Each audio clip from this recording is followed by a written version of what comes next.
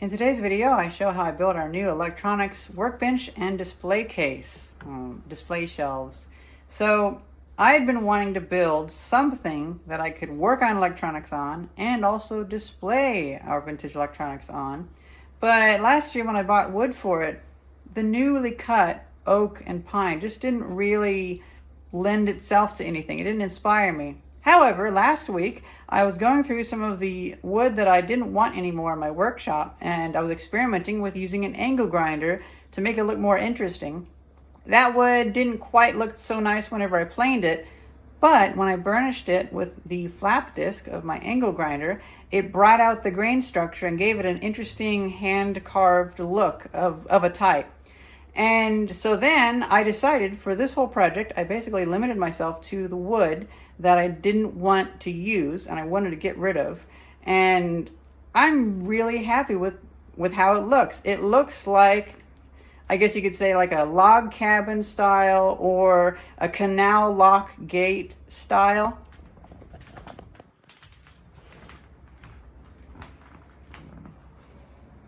Here's how I did it.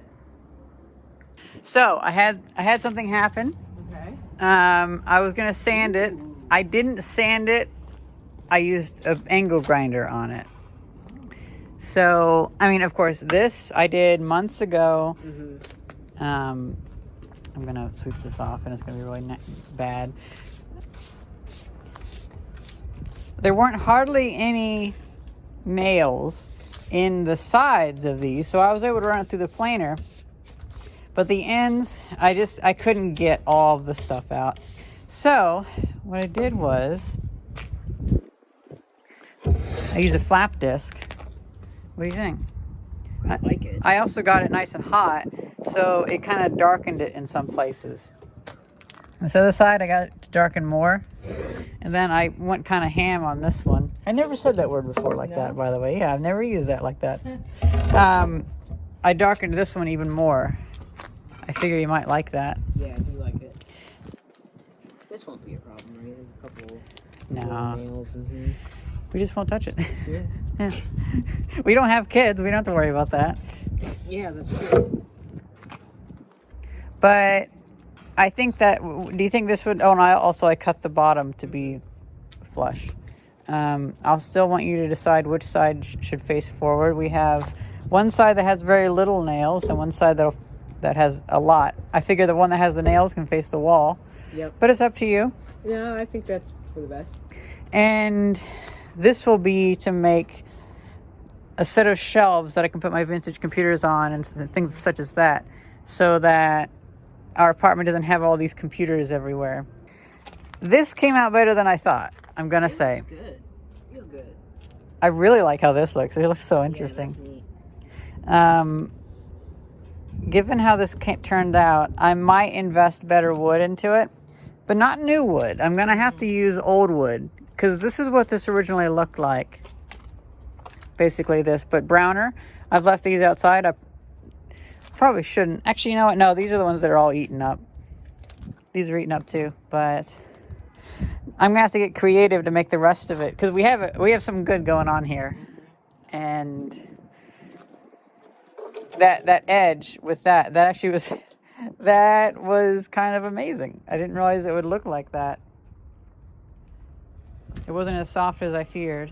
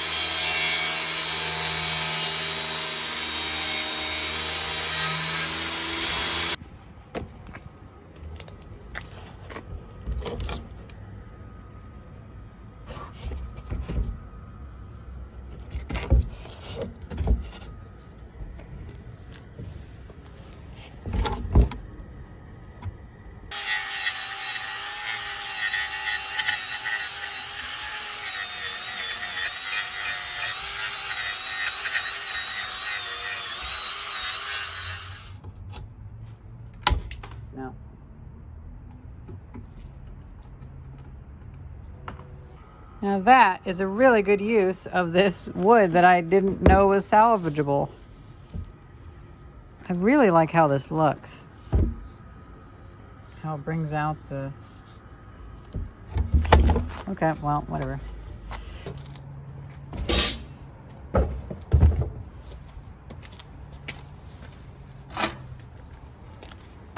This right here is a gravity clamp. Only need one end of it. The other end you need to have a planet.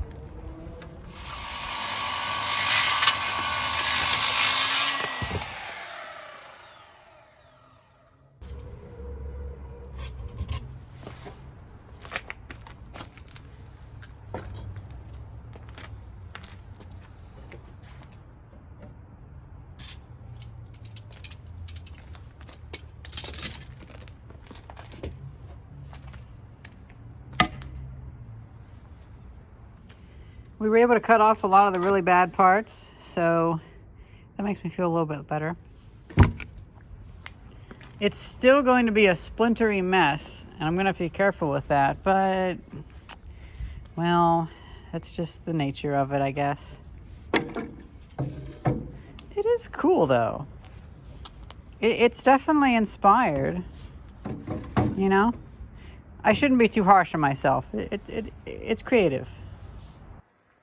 I have the 4 posts laid out, and looks like that's about as wide and as deep as I can go before limiting access to the kitchen and dining area, even though we don't dine in there. Now that I have the measurements, I just need to cut the pieces for the width, for the back shelving, and the cross braces. And then the final steps will be adding the cross bracing to make it rigid. I think this would be a good chance for me to use up some of these sections that I didn't know I would ever have a use for, these long sections. And I had initially planned on these being the shelves. I think they'll work perfectly. Oh, I forgot, there's another one. I didn't realize that I had another one of those big beams. Well, oh well, at least I'll get to use the other one that has the big notch in it. Maybe I gotten them disorganized, and that's a shame, because that would have been nice for that. It'll be nice for something else too, though. Well, this is pretty cool. This is the untreated side, and then this is the treated side. That's actually really cool.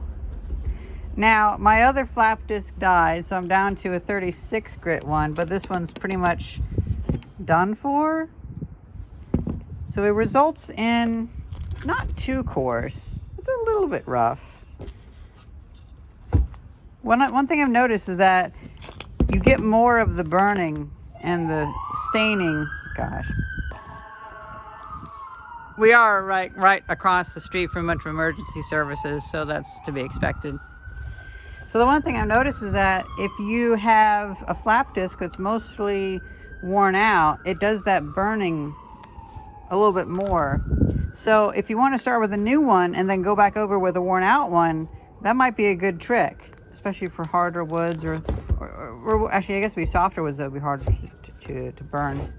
But I do really like how that looks. That is so cool. You know, this method has turned this into a piece of wood that I almost don't want to cut up. So I've done a little bit of work, I've done a little bit of cutting. I cut these into 18-inch long sections, and these will be what will hold up the bottom 2 sets of shelves. And now, what I've first done is I've taken these pieces and I've faced one side, or I've cut one side straight.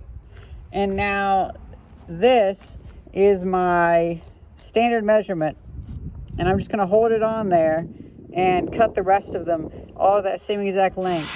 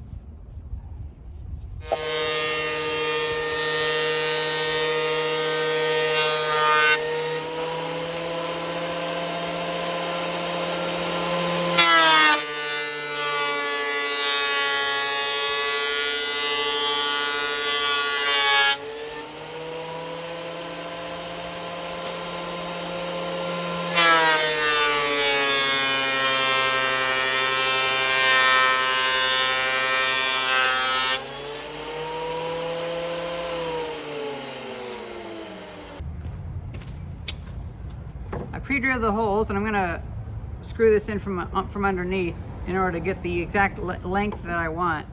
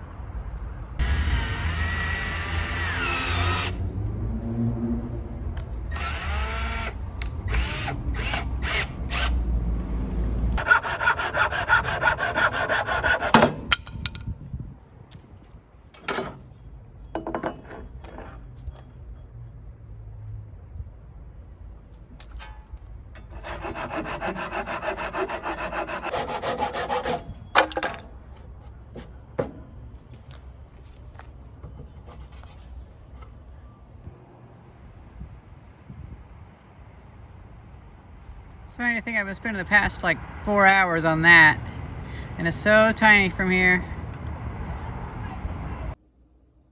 It's the next day, and after a few minutes of work, I have the two sides together. I just put them on the ground and then set them next to this piece of wood, which I see now is not straight, but whatever.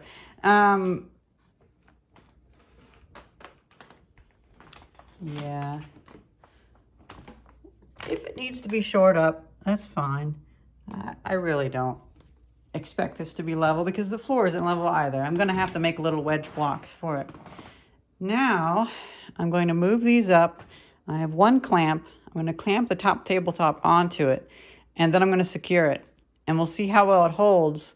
And then later on, I can clean up some of the thinner boards to make the cross braces. As expected, it's pretty wobbly, so I'll have to add the cross bracing. Yeah, pretty wobbly. But just a few diagonals, actually just one in the back, and that way will really secure it. Adding the first shelf it's increased the rigidity just enough to where now the wobbling frequency is increased. But I should be able to kick this thing and it moves almost like it's a 3D model where it's so rigid that it just skitters across the floor. So this is the point in a project where you can tell that I was homeschooled, and I also just didn't quite get math because I don't know how to just do like Pythagorean equations or whatever. Whenever I have to figure out how long to cut it, I get two boards, make a mock-up of, okay, 36 inches wide, and I know it's going to be 76 inches tall. So if it's 38 inches that way, I just need to go from one side to the side, and then I can cut it in the middle. And actually with this, I can just cut it. I can cut a few more inches off, and that'll allow me to clean up the edge. So this is like the real life practical. Actually, you know what? There's a big knot right here. So I'll move it over. So let's say I want to go 38 inches.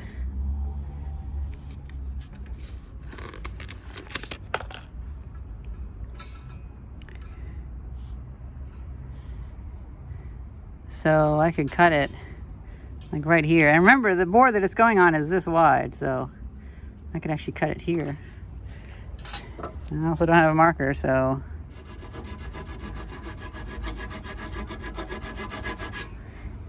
And then the next one, I can cut to the same length, and that'll go crisscross that way. I cut that off, straight enough, cut it in the middle. This piece, now that I look at it, it does worry me a little bit more. Not by the structure of it, because, let's see, it still has a pretty good middle piece. Like, you could use that as a walking stick if you really needed to. But the surface, I'm gonna have to take away quite a bit because it looks like it's actually, I don't know, rotten or something. It looks like it was rotten and then it was dried for a long time, or it's difficult to say. This wood's cleaning up pretty well. It's definitely not a main piece worthy. Although then again, if I was making a like a crate, this would be really cool for that. I wish I had more for that now. Darn. Okay, so if I was making like a wooden crate, maybe that it did actually have holes in the slats, like spaces in it, that would be kind of cool. But for this will work for the back piece, and it's cleaning up pretty well. Darn, I kind of want to save this for making a crate with it. I could kind of imagine that pretty well, but oh well. As expected, this rotten section is absolutely disintegrating. It's not cutting too much into the thickness, but it is making a mess. That short piece I found, turns out if I cut it in half, it'll just be long enough to be the diagonal for the front. So that'll be uniform. We'll have 2 of those then. And then I almost forgot to cut these for the upper 2 shelves. This is the newest wood in this build. Actually, wait, no, the cross pieces are the newest wood. Well, this is 1960s or 1970s, and I think it's kind of interesting. So we have this one strut on, and yep, it's now really nice and sturdy, at least in that direction. Let's see. It still can wobble a little bit in that direction. I think part of that also is just because it's on an uneven floor and it itself is uneven.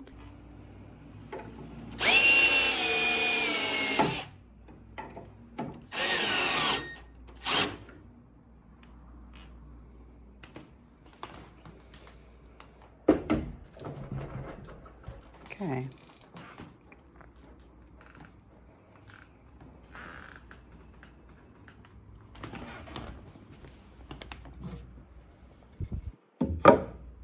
I have one in, and it's really stiffening it up. It's actually really stiff now. And yes, I am pre-drilling everything, at least what the screw is first going through. Wow, I almost failed that sentence. I'm not pre-drilling what the screw is going into, but I am pre-drilling what it's first going into. Yep. Now any of the motion is just down to the flexing of the floor and the floor being curved. Very nice. Now what's left is to put these up there, and we're going to run into an issue because I think these are actually too long because that wood curves in. I have the first shelf on, and it looks really good. I had to cut it like that because this twists. That's fine. It does come up a little bit on this corner, but it's not too much. You can still balance books on it. And I just finished cutting the other one because you have to cut like a wedge shape off of it. And Theis was really kind and stood on it, acted as a gravity clamp each time. So now I'm just cooling off from cutting this because I knew, like, I'm already getting tired. If I cut the other one and then waited on this one, I would cut this one tomorrow, and that would bug me. So I went ahead and cut it now. The reason why it's so difficult is because the cross-cut side of my Ryoba that I have at home is all dull, so I have to use the rip-cut side, and the rip-cut side is really coarse, and it grabs and kicks and stuff all the time.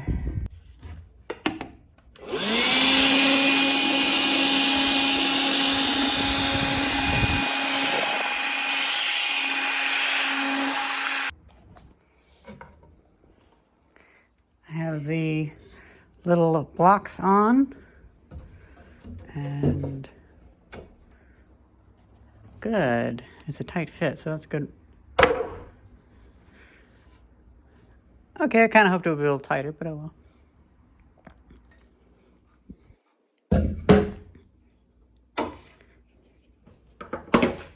And it's finally done. Oh, I guess I want to sit in a chair. I just kind of fell down, oh well.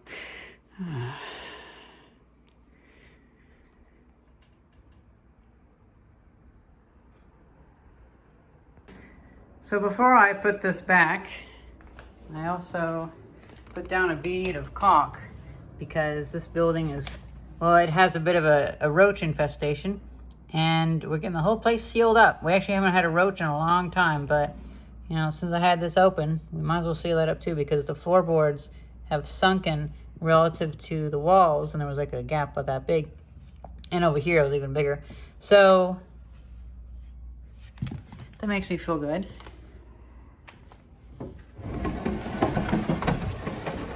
The only place left we have is the fire escape tower. Every so often we'll get a cockroach coming through there. So I think underneath it's the same thing, about the same gap. I'll have to do that eventually.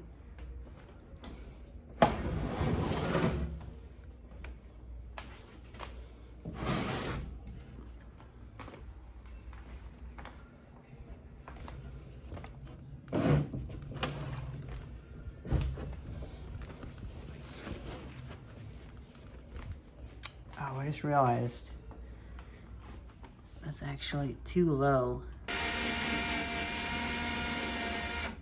See, I totally forgot that the trim comes up to here, so I have to have this. And then I'm gonna get, oh, my saw. I'm just gonna cut that piece shorter. That way this strut doesn't go down too far, and because otherwise it hits the trim.